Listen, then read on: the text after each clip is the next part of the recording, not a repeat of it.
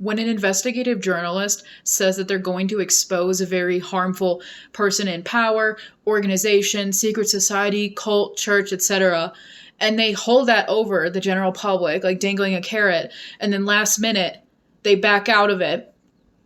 But not only back out, they start defending and supporting the very person or thing that they said was so dangerous it needed to be exposed for the betterment of society's safety. They're not an actual investigative journalist, they're a fraud. A real investigative journalist understands that, unfortunately and unjustly, part of being an investigative journalist is that you will risk your safety, you will deal with legal issues, and you might even risk your life because you're going up against very powerful people who now know your name, your face, and view you as a threat because of the information that you know that you're not supposed to know, that you're threatening to expose to society.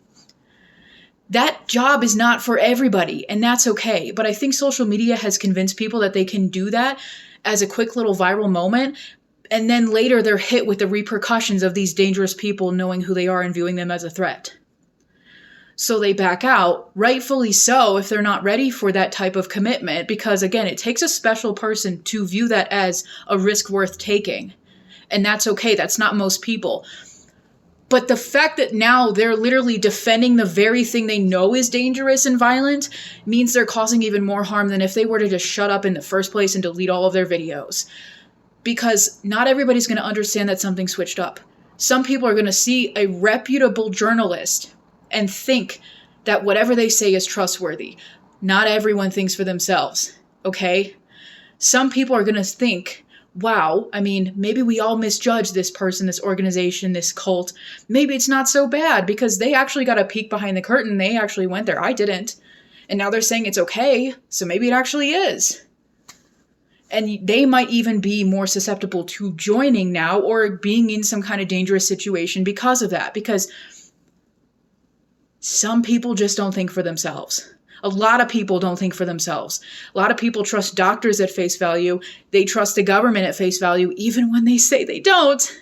Sometimes it feels like these people take hush money, and we can't prove that because, of course, it happens behind the scenes. But why would they not just shut up and delete their videos and stop talking about it, or release a statement saying they're not ready to deal with whatever that mess might be?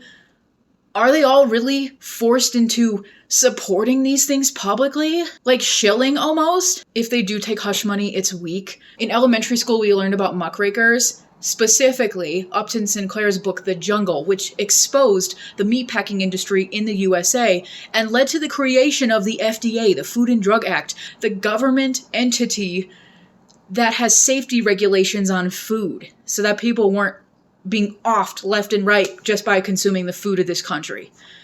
Investigative journalism has that purpose, to protect society, whether it's just to expose someone, something, so people can keep themselves safe individually, or so that someone or something of power can step in and stop it. Like when cults get shut down because they're doing illegal things. But I feel like social media makes people think that it's just an easy viral moment, not that it's something actually serious. They just want to be a hero.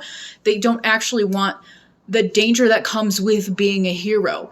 There are real investigative journalists out there who do believe that it is their duty to society, like an oath that they take, to put themselves on the line to save others by exposing these people, these things. That's real investigative journalism. Anything else for virality or money is fraudulent. They're frauds.